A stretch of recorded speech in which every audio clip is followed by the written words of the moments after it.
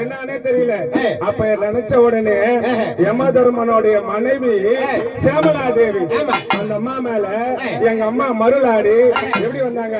Landa அண்டா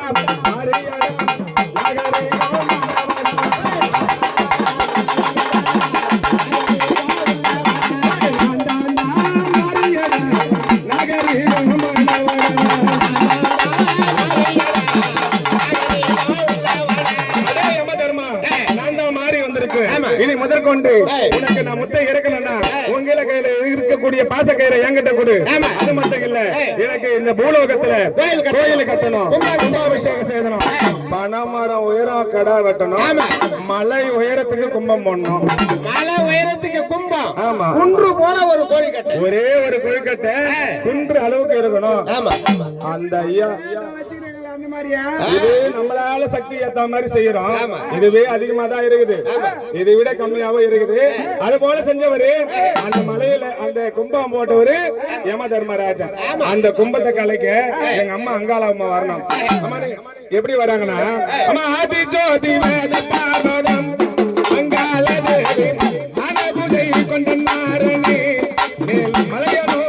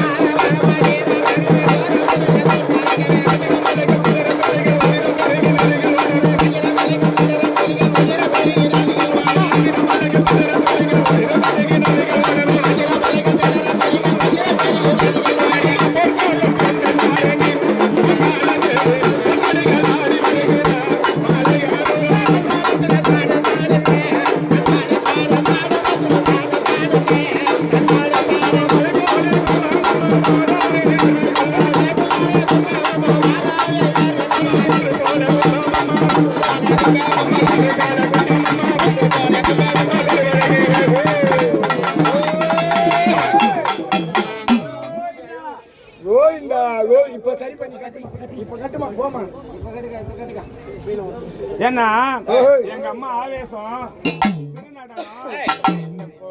கும்பம் கலைக்கிறதுக்காக ஆவேசமா வராங்க. இந்த அண்டமும் கிடுகிடுன்னு அதிர, அந்த பிண்டமும் கிடுகிடுன்னு அதிர எங்க அம்மா அப்படின்னு நடனம் ஆடி தில்லையில சிவபெருமானம் எங்க அம்மாவும் தில்லையில நடனம் ஆடினாங்க. அந்த நடனத்துக்குலாம் நம்ம நடனம் ஈடு கட்டாது. வண்டிக்கிறது அவங்களதான் கேட்கணும். திருமுடியில சுடலக்காளி வந்த போது சந்தோஷம் தாயே. அடியார்கள் போடக்கூடிய பூஜை எல்லாம் ஏறுவதானே? சரி தாயே, மயான கொள்ளை போயிட்டு வந்திருக்கீங்க, சந்தோஷமா எந்த ஒரு குறை இல்லாத மக்களை அழைச்சிட்டு வந்து சேர்த்தீங்க. சந்தோஷம் தாயே. இப்போ எனக்காக எங்களால் முடிஞ்ச சிறிய அளவு கும்பம்னு சொல்கிறோம். ஆனால் அது நீங்கள் நினச்சிங்கன்னா அது கும்பமாக மலை போல கும்பம் கூட எடுத்துக்கலாம். கும்பம் எடுத்துக்கிறீங்க. சரி சரி, தூங்கலை ஆசிக்கிறோம். எல்லாம் ஆசிங்க.